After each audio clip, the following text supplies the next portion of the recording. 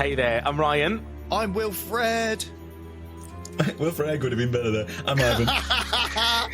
And this is a replay of the last instalment of a review of the Traitors Australia Series 2. Live from Sydney, welcome to It's Just a Game.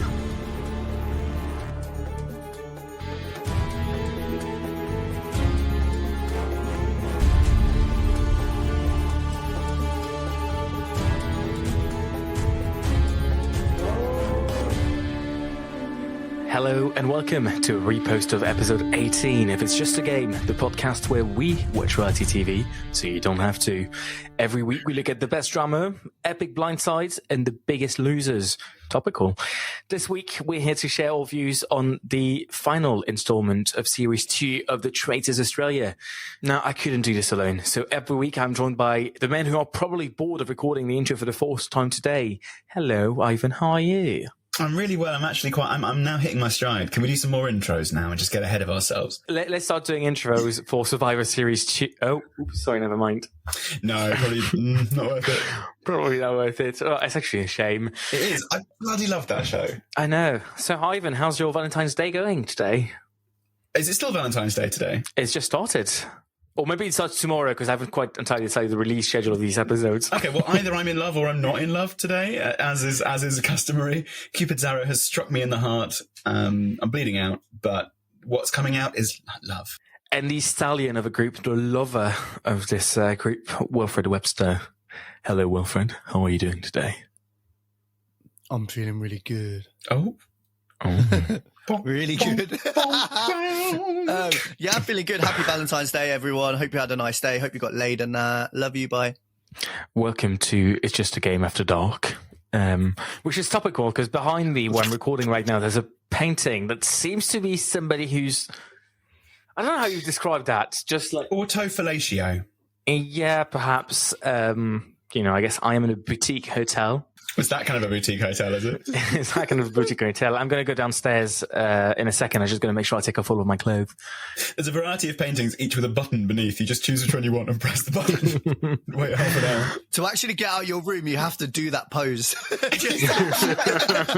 And then your room unlocks. That gives a whole different meaning to room service around here. Oh, that was good. I like that, Ryan. You're a cunning linguist. This is excellent. Honestly, we should record more intros. Now, look, if you haven't seen the entirety of Series 2 of the Traitors Australia, stay away. Come back when you're done. It's on BBC iPlayer. You know the drill. If you have seen the full series, stay right there, because in this episode, we play our own little game of split or seal. We discuss the losers' reactions, and we consider the strategies that could have changed the course of this game. Welcome to episode 18 of It's Just a Game. Whoosh. And it starts now with Ivan's recurring segment. Ivan, tell us what we've missed so far in this segment. That's called Ivan, what happened so far, Ivan? Ivan, what's happened so far, Ivan? Thanks for asking so many times. Yeah, Ivan. Thanks, guys. So, Ivan, what's happened so far? Yeah, I feel really empowered right now. We are at episode 9, the final episode of season 2 of the Australian Traitors. We have 5 remaining contestants entering the final day: Faithfuls, Sarah and Liam, and Traitors, Sam, Blake and Camille. The Traitors intend to work together and share the money 3 ways. There's a mission, I guess, but I didn't watch it. Back at the castle, Sam tries to turn the final 2 Faithfuls against each other. Good move. The unified Traitors go for Liam, and Sarah, crying, buys it. We're down to 4 with just 1 Faithful. Sam is fully laughing at this point. They don't even need to hide anymore. It's a nice night. So they do one final elimination outside. The unified Traitors vote for the final Faithful, Sarah, and get rid of her, which leaves us with 3. The 3 Traitors enter a prisoner's dilemma situation: steal or share. All share, they split the money. All steal, nobody gets the money. Otherwise, the people who steal get the money. They all steal. Nobody wins a penny. And that's how we end the most dramatic episode of The Traitors I have ever seen. Honestly, one of the most incredible finale. Now, we'll get to the big moment, the split or steal, in a second. But first, I want to take you back to the beginning of that final day. And I want to chat about strategies, how you move from there. Let's start with the Traitors. It's a big day for the Traitors. There's 3 Traitors, 2 Faithfuls. The game is probably in their bag. How do you go from there? Wilf? Let off a you massive hear that? fart. That is A farce, yeah. the second reoccurring segment of the series. Wilfred's got a reoccurring segment.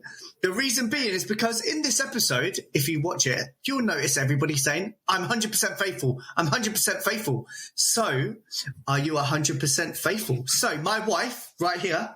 Are you admitting you're having an affair? No, I'm not having an affair. She's 100% faithful. I'm 100% faithful.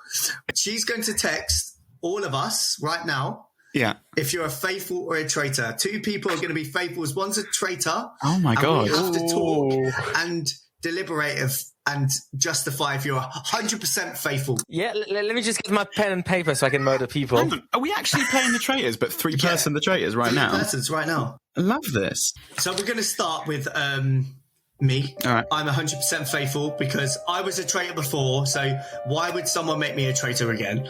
Like, let's be honest. I'm the most likely to be a traitor, so why would they do that? That's my defense so far, Ivan.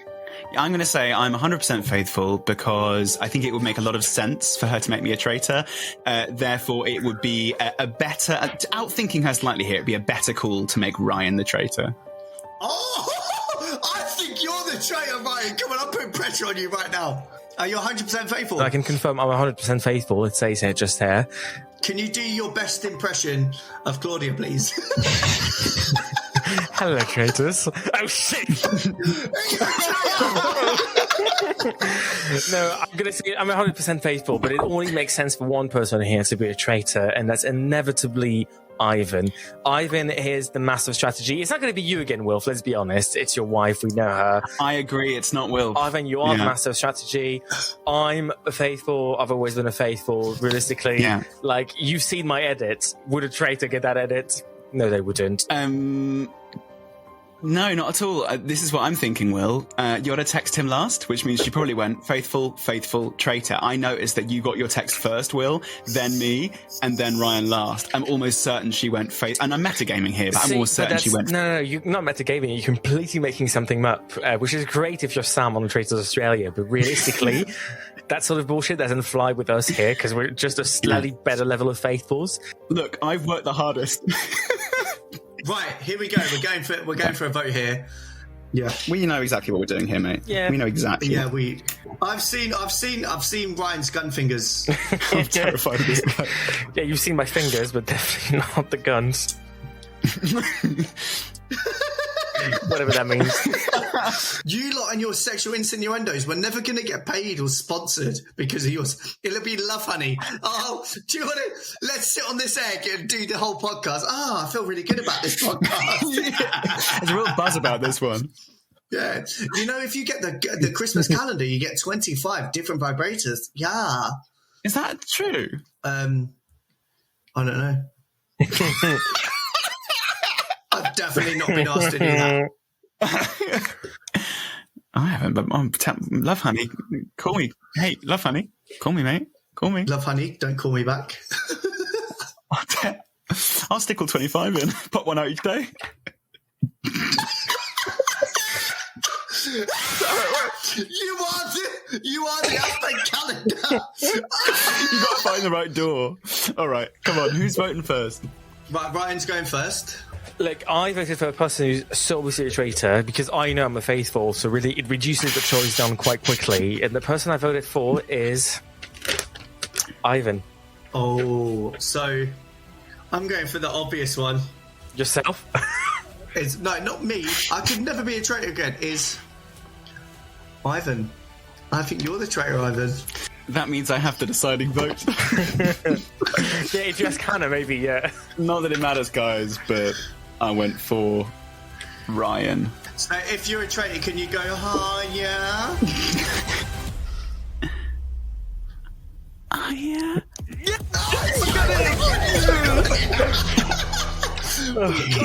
You got me. You got me. What gave it away? I put Ryan initially, but I was like, Yeah, I thought you did. Actually, I thought I'd won you over there, mate. No, because I pretended you won me over, but you were like Sam. You was just too much. Yeah, the thing is, you were deflecting using stuff that logically doesn't actually make sense, which is the Sam technique. No, it did logically make sense. No. Like some of the arguments, like they were too meta to make sense. It was just somebody clearly like grasping at straws, which is what Sam did every time, except in his case it worked because the faithfuls were a tiny bit thicker than we were. Thank you, Yod. Thanks, Yoda. Thanks, Yoda. And you can find Yota back every week on a brand new episode of It's Just a Wife. Sorry, Ivan. I thought you could play the game better. Well done, guys. Right, anyway, where were we? Anyway. We were just asking now, how do you strategize? There's 3 traitors, 2 faithfuls. It's the beginning of the day. You've just woken up, you've gone to breakfast, you've grabbed your hash brown and your overcooked croissant. What do you do if you're a traitor? How do you move from there to ensure yourself a win? And bear in mind, at this point, you do not yet know the rules of the share split. So at this point, it's just a case of at least making it as far as possible. Ivan. Okay, I'll start. Sure. The first thing you've got to do, if you're a traitor, is bring it down 3 traitors to 1 faithful. The reason then is that whatever happens, as long as 2 traitors are working together, they can finish the game. We'll get to that later because I've got a very strong opinion about how the game should have ended had they really thought about it. But if you're a traitor, the first thing to do is, make sure that you get down to 1 faithful. If you're a faithful, if you know there's 3 traitors, it's too late for you. If you know there's 2 traitors, I think the best thing to try and do is start appealing to people as if they are, it doesn't matter if they're a traitor or a faithful, it's about whether they want to win or not, right? So because we don't know the numbers, and even if we do, and you know it's split, we need to start appealing to who do you want to win the game? Because as we've seen, traitors will turn on each other so quickly. Faithful will turn on each other so quickly. So really, it doesn't matter what team you're on anymore. This is, and has always been, a single player game, not a team game. So if you're going to start campaigning, you've got to start asking people, who do you want to win? Who do you want in your final 3? And then they'll forget their allegiance. They'll forget what role they were given. And all they'll think about is survival of the fittest. Who do we want in the final 3? Me? Can I go? Wilf, yeah. How do you go from there? You're a traitor in the final. You wake up on the final day. You know, I know it's something you've never experienced before, but try to imagine it's the last day of the show and you're a traitor. How do you move from there? Well, what you've got to think, right, is if you don't know the end game, it's really hard to plan.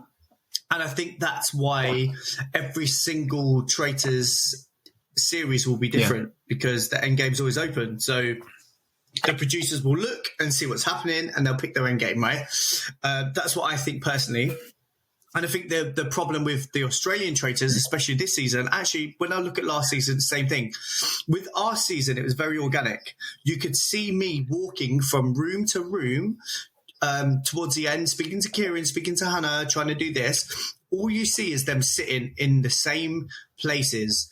Like there's no transition between them walking to different places or anything like that. And for me, that makes it look overproduced. It's like you two have a conversation. Let's make these people, and that really disappointed me in the final. That it really looked overproduced. Yeah, it's because of the layout. Actually, it's because to get to the banishment room, you have to go through the jacuzzi, and everyone's naked there, so it's really awkward. Yeah.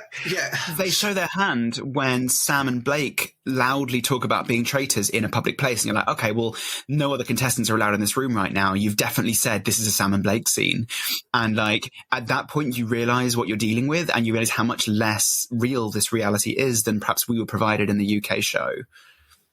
And I think that when you come to your question, how would I play it in the end game?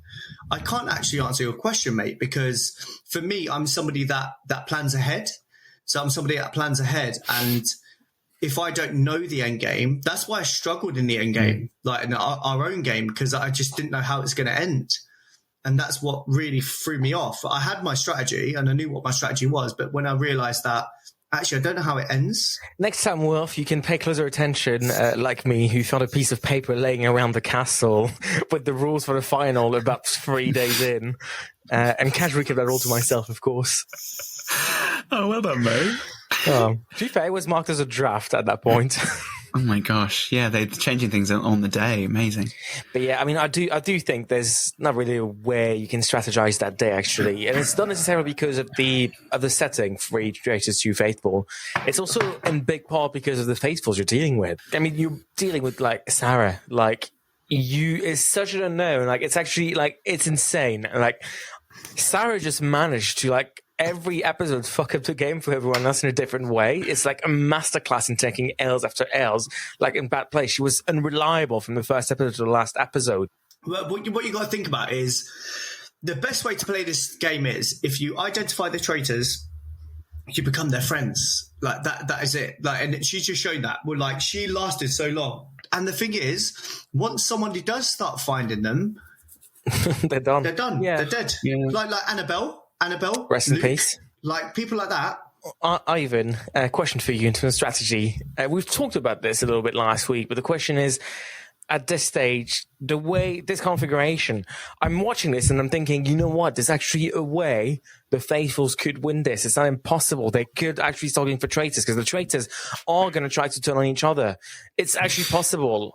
I'm just like, do you think this can have happened? Do you think this win could actually have happened?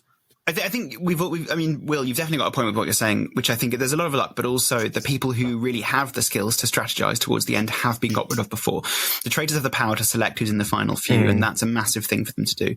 In the end, yes, as I just said before, the way that you as a faithful try and strategize in the final is by appealing to people not by which team they're on, but by who they want in the final. Because if let's say Liam were to go to Blake and be like, do you actually want Sam to be in the final? No matter whether he's a traitor or a faithful, he's going to try and fuck you over in the last round. Like, that's what you do. Because at this point, it is very much just a personal game. Actually, at this point, it doesn't really matter whether you're a faithful or traitor. Traitors have no more murdering power. All it is a block, a voting block. So all you've got to do is change the voting block, especially when we've got this prisoner's dilemma at the end, which even if they don't know that's going on, they know there's going to be some sort of end game situation. So yes, the faithfuls can win. The thing that's stopping the faithfuls from winning is the traitors being unified. My point in this final is, I have no idea why the traitors stayed unified when they got rid of Sarah. So they got rid of Liam, makes total sense, completely right. At that point, if I'm Blake or I'm Camille, I'm going to the other one and saying, listen, Sarah's definitely voting Sam here. Even if she's not, Sam's definitely voting Sarah. So all we have to do is both vote Sam and Sam is gone. It is literally impossible because Sam and Sarah won't vote the same way. As long as Blake and Camille both vote Sam when there's 4 left, Blake and Camille get to the final 3. They can get rid of Sarah and then they can do a prisoner's dilemma between them. They knew Sam was going to steal. They said that clearly. That's why the whole ending happened the way it did, because they knew Sam was going to steal. So just avoid it. Let me just say, I think Sam doomed himself. Sam doomed himself very, very, very early on. Because what happens is he tried to I turned on the traitors. I had to at them times. So like with Alyssa, I had to. With Amanda, it was just, everyone was going, like people were talking about her and I was like, I've got to go for it because I didn't really trust her. But he was gunning for traitors. What that does is you gun for traitors know you're gunning for them. You're never going to get the trust, which means you're never going to be able to split ever because they're never going to trust you to split. Like, he doomed himself. He will never win this game. I ever. completely agree with you, but then why did they take him to the last 3? Because they also did themselves. Like, Camille and Blake made it also they couldn't win a penny because they let him get to the final 3. What I'm saying is, with 4 of them left, they had all the tools they needed to get rid of Sam at that point, and they still didn't do it. And I just don't know why. Why did they bring him to the final 3? It doesn't make no sense to me. I really don't get it. I fully agree with you, Ivan. It makes so much sense when you're strategizing like that. You know that Sam is going to backstab you. You know that if you want a chance at winning this game, you have to get rid of Sam before you get to Prisoner's Dilemma. Like, it's just insane that nobody for a second went. Like, it only took one of them as well, and then it'd be a tie and they could work their way out of that. Like, it only took one traitor.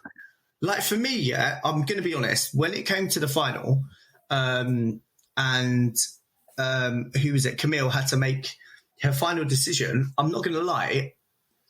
I respect her decision. I think it's really good. Like, if no one's going to, like, you're not going to win, I'm not, like, if I'm not going to win, no one's going to win. But for me, honestly, if I knew I was brought on to be backstabbed, I would have just been like, okay, like, at least someone wins. Like, for me, that's me as a person. I don't know why. But the thing is, it's the same as what's his name done? What Kieran did. It was, if no one's going to, you're not going to win if I'm not going to win. I think Like that's the same A similar thing. feeling, I agree. But I also think that there was something really triumphant, and maybe it's just the editing. There's something really triumphant about it until you think of what I was just saying, which is the fact that they didn't have to get to that point.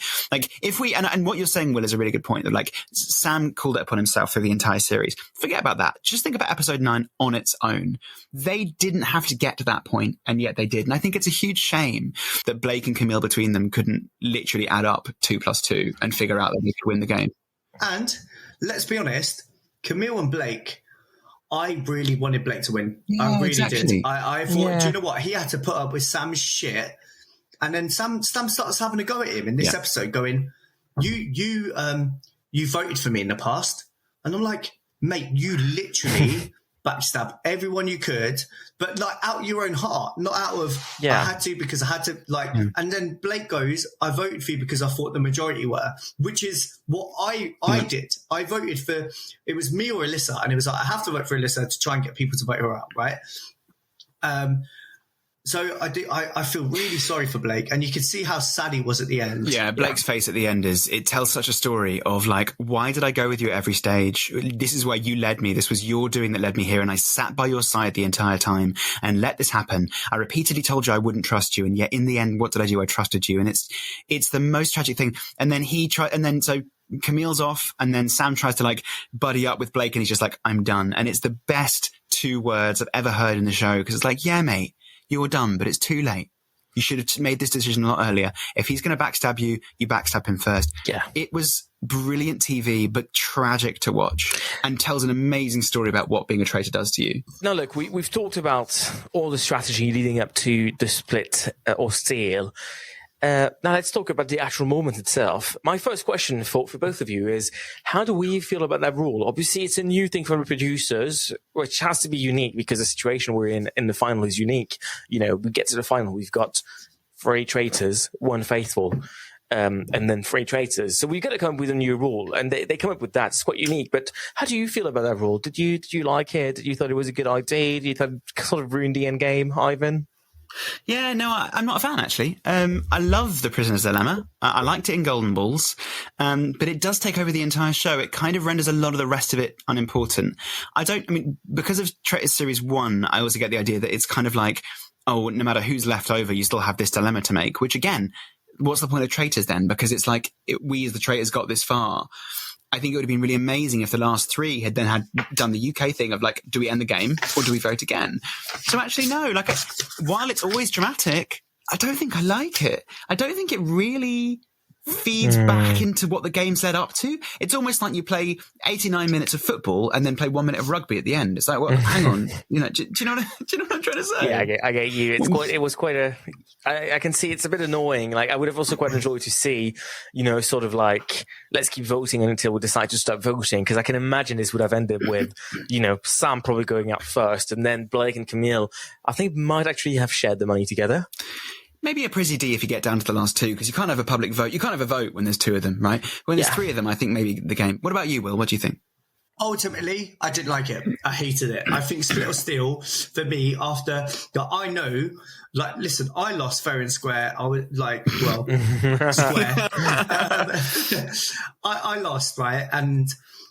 But I played the game, and we went to the end game together and whatever. But I feel like if I did all of that, all of this shit I had to go through, and then at the end you have to split or steal with someone, it's like, fuck me, man. Can't we just win now? Like, yeah. Do you know what I mean? It's just a bit too much. But now, beyond the concept, let's talk about the strategy going in. Let's actually hijack this and go to my new recurring segment, Prizzy B.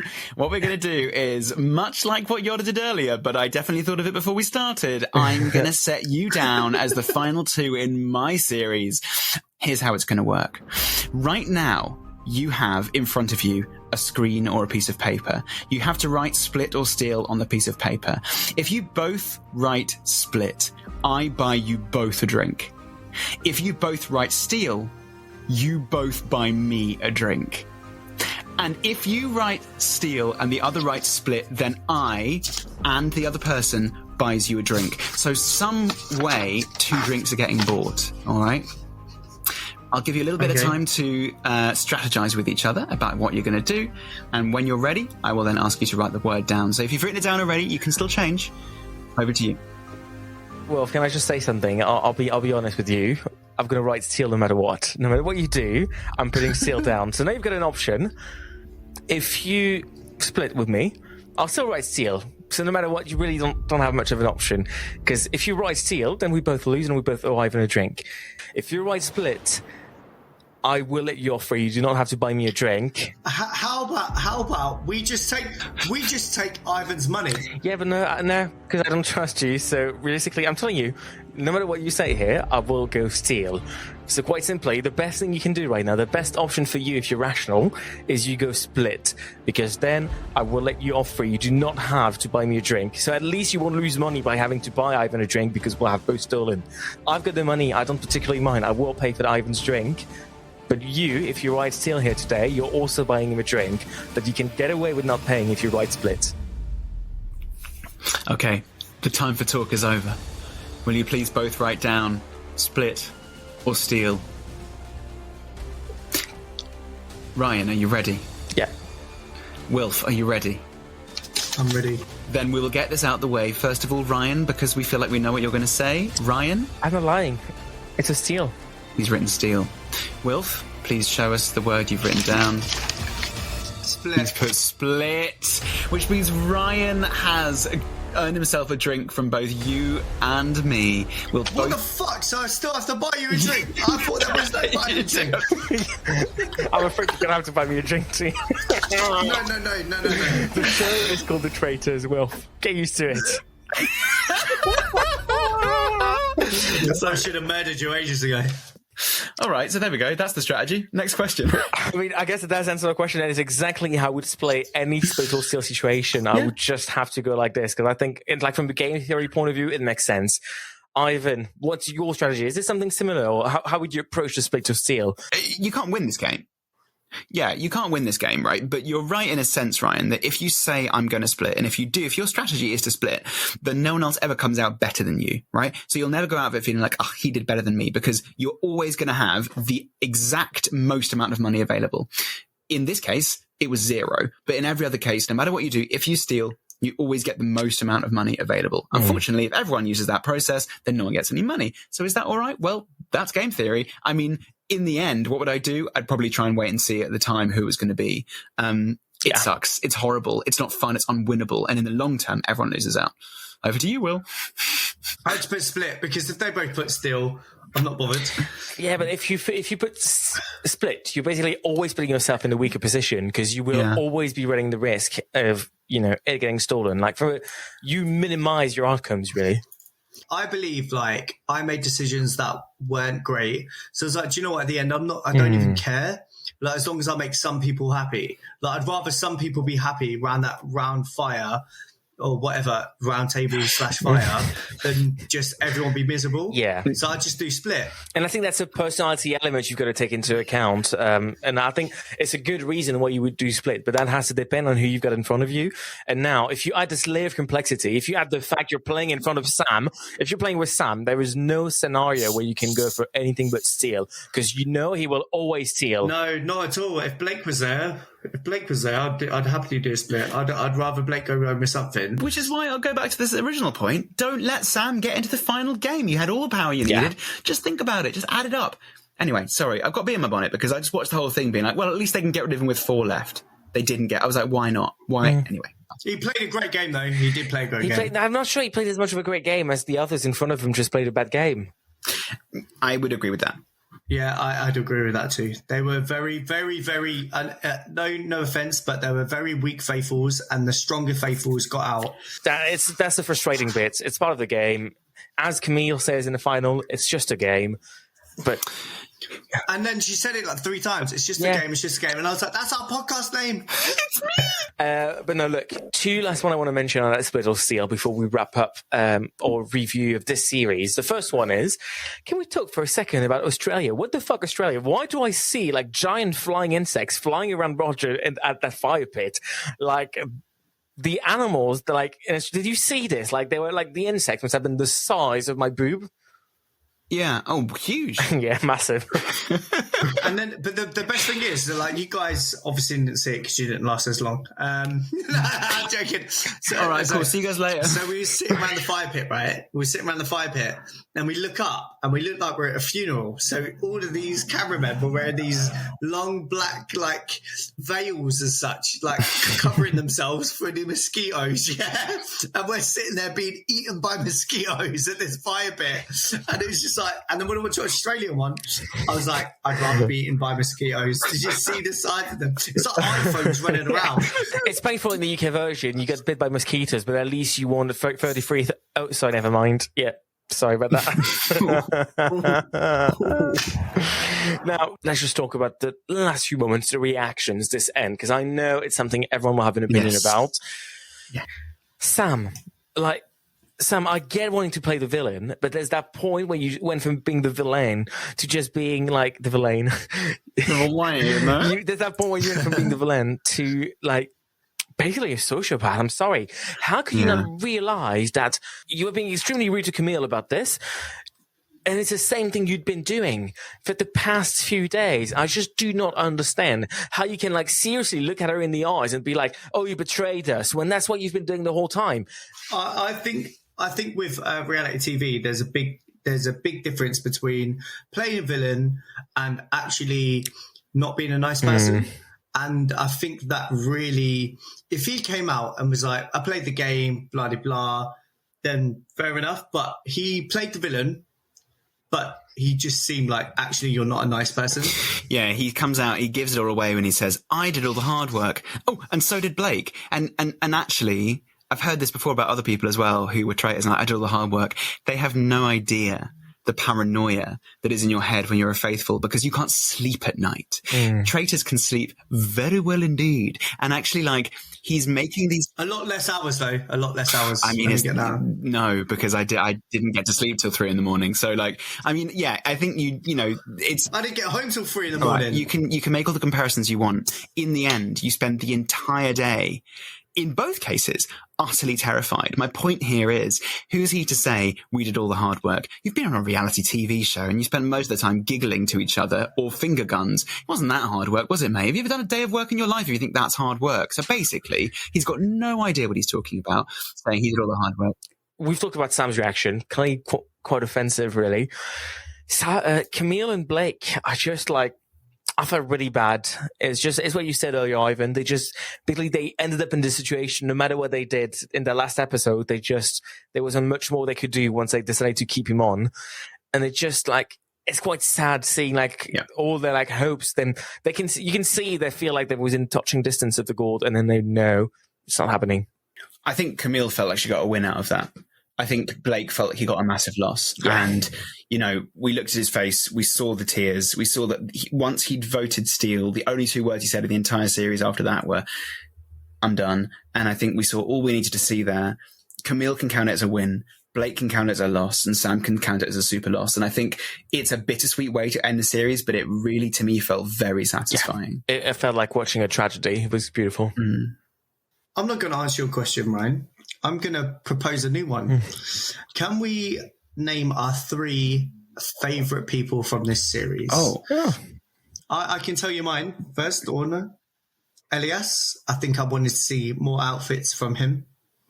Annabelle, I thought she was on it and she was the best faithful. And Guyton, I really like Guyton. I'm sorry, was there a guy named Elias in the series? I've forgotten. Yeah. He was on who like he was about to pop when he got accused in the first episode. Oh, I generally don't remember that guy. No, I generally don't. It was Elias. What's her name? Sally. Sally was walking around accusing Elias and someone else. No, there was no Sally. She looks like a Sally, Sarah, or whatever her name is. Oh, I'm going to go for Philip. Loved the time when he wore that skirt. Jonty. Loved Jonty's play back in episode 2. And Lucille. Amazing work, Lucille. Yeah, she did great. Yeah. And I'm gonna go for Wilf, Ivan, and Rayan. I mean, actually, my 3 is probably Annabelle, Peden, and Blake. My 3 favourites, very quickly: Annabelle, Luke, Blake. Okay. Can I ask you one more question? Yeah. Out of all of the series of traitors you've seen across countries, who are your two best? And Rodger Corser and Fergus. Ryan? Oh, that's really hard. I'm going to go for Annabelle in the Australian one. And Michael from the US, you know what? Mine's Siri and Amanda. Like, genuinely, Amanda. Amanda from the UK? Yeah. I thought she played it better than every other traitor there. She just fucked up once. I can think of a traitor or two play better, but... depends how good of a strategy it is to just go around and be like, maybe they are not traitors. I really liked her edit. And we'll leave it at that. Look, thank you so much if you've been listening to us for this debrief of the Traitors Australia. This has been a fantastic series. We'll be back very soon to look at more reality TV. Maybe we'll have some guests. Maybe we'll have a chat with some of the more iconic contestants that we really grew to learn about and love. And on that note, if you like the podcast, don't forget to like and subscribe, follow us, give us a 5-star review, and you can find us on social media at itsjustagame.podcast. My name is Ryan Rashidi. You can find me on Instagram at Anthony Albanese. I don't even understand what he said. I feel like it's a different language. He's the Prime Minister. He's the Australian Prime Minister. What do you say though? Is that I'm easy? A bit of it easy? You can find me at Wilfred Webster. I'm being serious. And you can find me at Fresh Pair of Jeezy. And from all of us here, see you very soon and goodbye. Bye. Bye. Bye. Bye.